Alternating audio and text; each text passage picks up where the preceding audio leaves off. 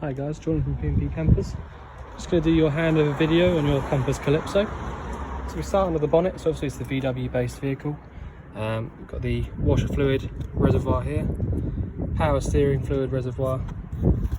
Check your engine oil from this dipstick here, and the engine oil gets filled up through this little cap. Then you've got your brake fluid attached to the servo there at the back, and the engine coolant sits up here, and there's a big reservoir at the top. Your engine battery sits underneath this here, which if I just bring that out of the way, show you that in there. So that there's your engine battery. So if you needed to get to that, then that's where that is.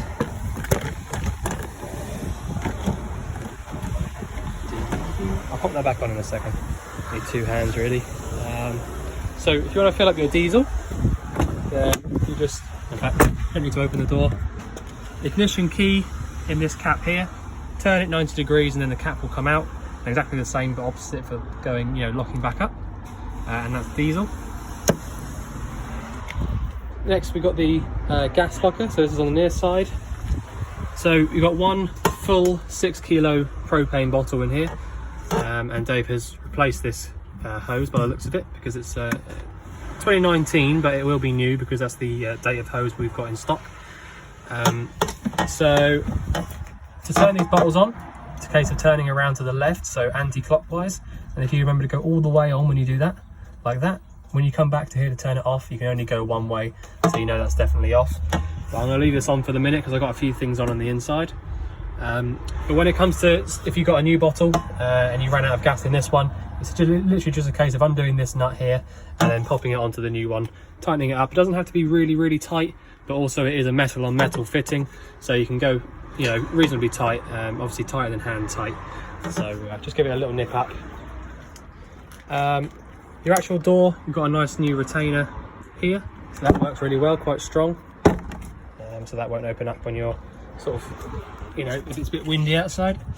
Your freshwater drain is under the gas locker here, so it's this little pipe, so you just pull that down and then open it up, and that'll drain out your freshwater tank, which you fill up on the other side, which I'll show you in a second. Nice new bike rack. So the fridge, I've got it on gas at the moment, and so if you weren't 100% sure whether it was or wasn't on gas, you can put your hand over the top of this vent here and you can feel hot air coming out, like I can now. And so, that's why they're there. And they're actually sort of just vents to allow the air to flow around. But you shouldn't ever need to get behind these. But if you do need to, they just turn these 90 degrees upright and then they'll just come out. But that's more for us. If you had a problem with the van, then that's where we would go.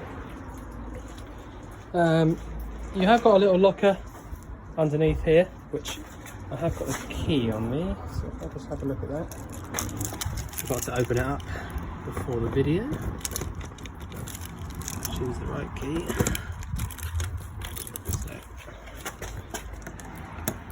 just see if there's actually anything in here. There might not be. Oh, there you go. So that's how you get to your spare wheel. If you needed to get to the spare wheel at some point, and you've also got a towing sort of connection there as well, if you ever needed one. But yeah, that's where the spare wheel is. So close that back up just by turning the key like that and pulling it out, and then push it in, key round, pull out. That's locked up. So next, quite important, is the toilet cassette locker.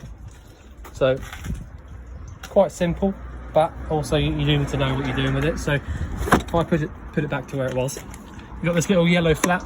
Push down to pull this out, and then once it is out and you open this cap up in order to empty it, you need to hold the yellow button at the back, which is under there. Okay, so when you're emptying it, hold that button down. On the have check, this would have been lubricated, so that's your lip seal there, and that needs to be lubricated. And this part in here, because that's moving freely, so that means the inside is going to be doing its job as it should. So pop that away. This bit at the top is your flush fluid, so it should be clear or pink. which it is. And you've also got a little gauge for that on the right hand side. So if I pop that in, little gauge here. If you ever wanted to empty this flush fluid out and replace it, or just fill it up, then this is your gauge. Someone's put a little marker on there, and that is quite right. That's where it should be about just over halfway. And if you wanted to empty it out, pull from the bottom here and then pull down, and then you can empty it out like that. All right, just wait for it to level off, pop it back in the hole at the top, and then push back in, and that's it. That's your flush fluid. You know, that's how you can drain it out. And if you're actually going to really drain it out, you can take this little cap off here as well. So that's the flush system, and that's your pink fluid. The blue fluid goes inside the cassette. So blue fluid inside, pink for the flush. And then to close that up, there's no button on the door, so it's just literally popping the key in. So turning it to turn that piece there, turning it upright, closing, pulling out like that. Your hookup goes in here, so that's your mains. That goes in that little plug socket there, and that'll give you access to using your fridge on mains, you know, your plug sockets and things on the inside. Your wastewater drain is this here, so you've got to pull that down and then turn the lever. You know, wherever you want to drain your wastewater out, that's where you do it there. This thing here that says carpet cascade, that's your water heater. So exactly the same idea as the back of the fridge.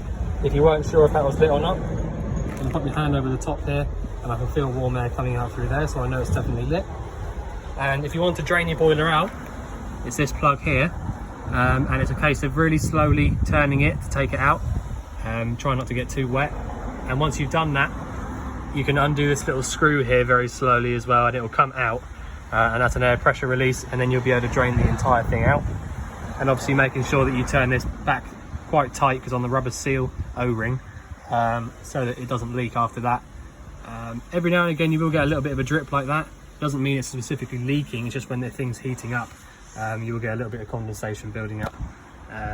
So that is pretty normal. Also got this for your fresh water, so I've got it unlocked at the moment, so that's taken out like that. When you want to put it back in, push it in and round to the right all the way, and then lock it up with whichever key it is. That one. So turn it whichever way it'll go, and then it'll just spin on its own. The cab, there's not really too much to show you in the cab, it's all quite straightforward, but you've got the switches here for the lights. This little winder here is the brightness on your dash, so the lights that come up on the dash is the brightness for that. Indicators and flashing full beam on the left, and wipers and wiper blades on the right. Hazard warning lights up here. Kenwood singled in head unit there. So you've got recirculate button there. Whoop, that's there. You've got a recirculate button at the bottom, fan setting in the middle, heat setting on the left, and then obviously where where the heat goes, where the blower goes on the right hand side. And your bonnet release is over there on the passenger side. So if you just pull that when it's down, it'll open up, so it'll unlock. Yeah, so you've got 5-speed manual gearbox, diesel, and to get it into reverse you need to push down and over and up to the left. So push down, not pull up or anything like that, push down and over and up to the left. So yeah, so that's about that for around the outside, I think. Alright, so we'll go inside now. I'll just show you a few bits inside. So first of all, we've got the 3-way fridge. So it's an Electrolux fridge, which is a nice standard, pretty standard on these motorhomes. Quite reliable as well. We don't tend to get massive issues with them, and if we do have any problems with them, they're nice and easy to fix, so that's always good. So on the left hand side we've got your electric section of the fridge, and on the right hand side is just gas. So if we start on the electric, the red button there won't light up because the engine's not running, so currently even if it's on, it's not doing anything. But if I started the engine up now, that would start that would light up, and then the fridge would start to sort of cool down via that 12 volt. The green one, again, won't light up because that's for the electric hookup only. So as long as you put a hookup cable plugged in and you use it like that, then your fridge will start to cool down via the hookup cable. And then here you've basically just got 1 to 7, but you can just leave that on 7 all the time. It makes no difference on the electric side. The 12 volt doesn't get the fridge cold on its own, so you need to either get the fridge cold first, either via the green switch, the 240, or the gas, and then use this for when you're driving. So then when you get where you're going, everything in the fridge will still be cold, but like I said, it won't get it cold on its own. And the idea is to either get the fridge cold first on the electric or the gas the night before, or at least a few hours before, especially if you've got things inside the fridge, so that when you start to use the 12 volt when your engine's running, the fridge is already nice and cold. So that's how those two work. They have got a little diagram underneath there, so 12 volt and then hook up. And on the right hand side, like I said, we've got the gas. So I've got it lit on gas at the moment, and so all you need to do is basically turn this button on the right hand side to up where it is now, which is the igniter. Again, you can leave this how it is, you don't really need to worry about that too much, so you can leave that how it is. And then this one here is basically just the same as any other, you know, hob ring, you know, it's the same as any of those. So you just push in and round to the left where I've got it now, so the flame is meeting up with the little triangle, and hold it until this igniter stops igniting. Now there is, if I just show you how this works, push in on the green button. There is a peephole down the bottom, which when you first light it up, you'll be able to see straight through there. It's obviously misted up a bit now because it's lit. But when you first try to light the thing up, you'll be able to see straight through there, and you'll be able to see a little blue flame.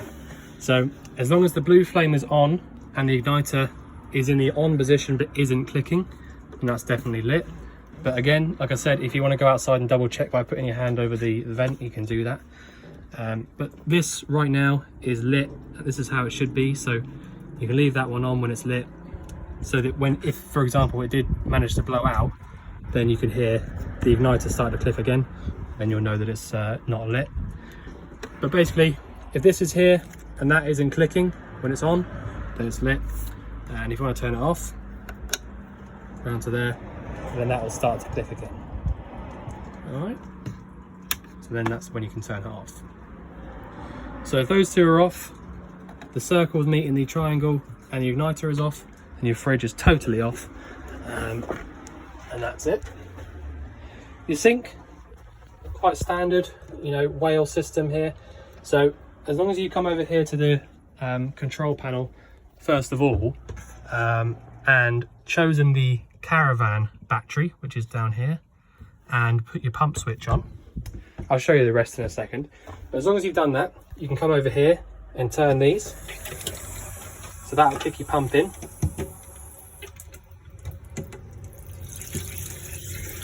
So the pump's running now. So as long as you come here and make sure there's no air in the system like that, then you can turn that back off.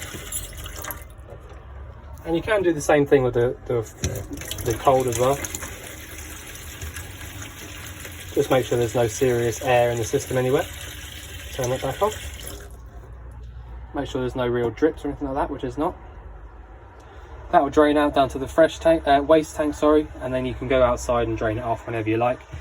But that's basically it. Nice and simple how the taps work. And so just whilst I'm here as well, if you're not using the pump for a little while, if you're not going to use any of the taps, then you can turn that off. You know, just in case it's going to run on or anything like that, you can just switch that off if you're not going to use it. You know, it won't run on because it's all pressurized and there's no leaks, but you know, you can do that. If you pushed up on this little rocker switch, which I'm not going to do because I've got things on at the moment, but if you push up to the car symbol, that means that the actual whole van is running off of the engine battery only. All right, so you don't want to do that. You want to leave it down on caravan, so that when you put your hookup cable in, the caravan battery will start charging, the leisure battery. And the other three buttons here, so you've got lights at the bottom, aux 1 and aux 2.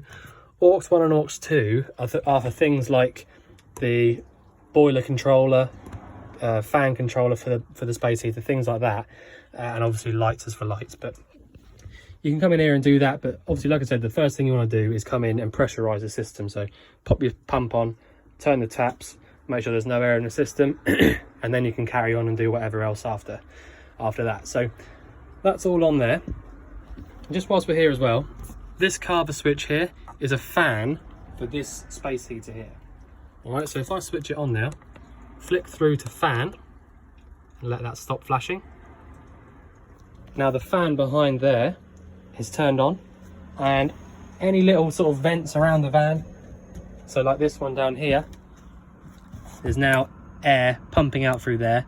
And so the idea is you put your heater on, and then the hot air gets pumped around the van through those vents. So this is how you get that to work. And then if you want to turn it off like that. So that's simple. That's just the fan for that there. Carver down here, that's the Cascade that I'll show you on the outside. So it's on at the moment because this light is on and there's no other lights on, so that means it's definitely on. And if you left that for 10-15 minutes or so, you'd have hot water coming through the taps. Really nice and fast working. And this switch to the right hand side won't do anything whilst we're here because I've got no cable plugged into the van. So this is the electric water heater. So it's the same system, same water heater, but this is how you use it on electric only. Okay, so gas only, electric only, and you can use them at the same time, but it's really unnecessary because both of these get it hot really quickly, especially the gas. So, and you know, I'm not saying that it's an old van, it's really not, but something like this, you do want to try and use these gas functions a lot, you know, especially a lot more than the electric, because the electric side of things doesn't tend to go wrong whatsoever. But if you never ever use the gas side of things, then you'll find that things start to go wrong. So if you try and use all the appliances on gas more often than you can electric, then that'd be brilliant. But obviously, you know, totally up to you. But so that's how you use that on gas. So if you want to turn that off, that's all you need to do. All right, so on, off, simple. The water heater, not water heater, the space heater is just as easy once you get the hang of it. So in the position it's in now, you've got this little bit here facing towards the little circle. That is totally off. All right, now this little thing here, this little gap, you can see the little glass section down there. So if I just show you what I'm going to do before I do it, so I can show you what happens down here, all I'm going to do is turn this round to here and then push down a couple of times, right, like that. Now I've done that, you can see the flames lit down there, and now all I'm going to do is lift up and turn around to the right halfway. So lift up, turn around to the right. So did you see the little main flame kicking in there? So that's all I've done. So if I just turn it off now, so that is lit, and so now is when you go up to there and put your fan on, so you get your hot air pumping through the vents. If I turn it off now, that's off down there, and it will start to, you know, it's glowing, but it'll go off. So if I just show you it again, all the way around to the top and push down a couple of times, make sure it's lit down there, and then just let up and round like that, and that's it. And this system works really, really well. Sometimes they're a bit sticky to get going, but that absolutely perfect. All right, so super easy on that one. And after sort of 5 minutes, 10 minutes or so, you have your peak temperature coming out of there. You know, they do get really quite hot. So that's all good on that front, and then turn it off just by doing that. So just making sure that's all gone off down there, which it has, and that's it. You can leave that how it is. So your cooker, you've got a 3-burner hob, which they've all got a thermocouple, which is this bit on the front, and an igniter. So if I click this button here, that's your ignition.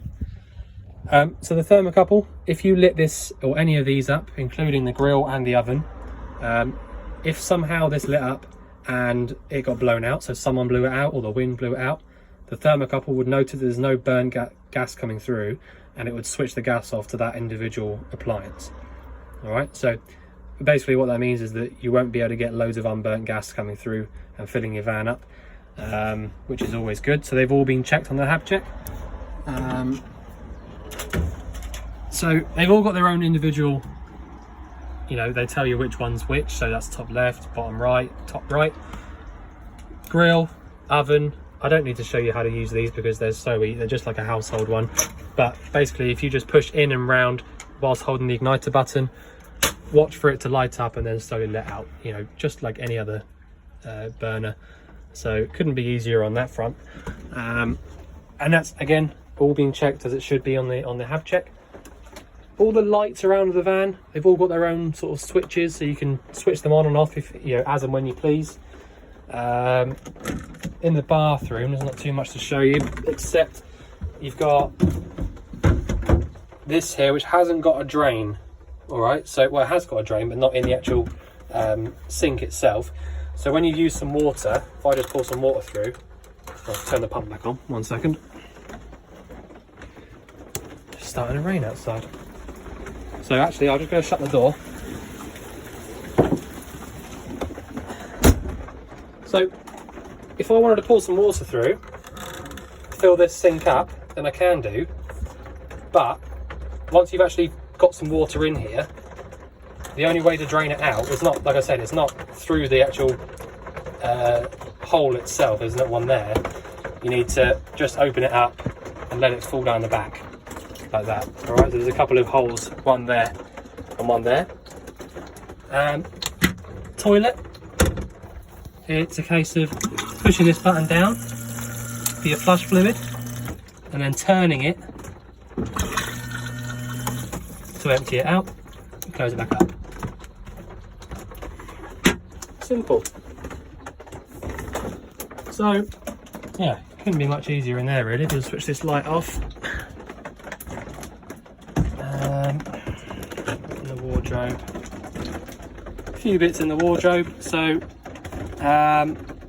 you've got your RCD and MCBs down here. So if you had a hookup cable plugged in and nothing was working, come in here and have a look at those and make sure they're all up. So that's where that would trip. Your status TV aerial booster is here, so that goes on and off in the bottom right. That's about it really for the inside. So yeah, so I mean the rest of it's quite simple. I mean, it's just a case of, you know, working out which windows you do and you don't want open, what blinds you do and you don't like, and all that kind of stuff. It's really heavy rain coming down. I think it's hailstones actually, so that's why it's so noisy.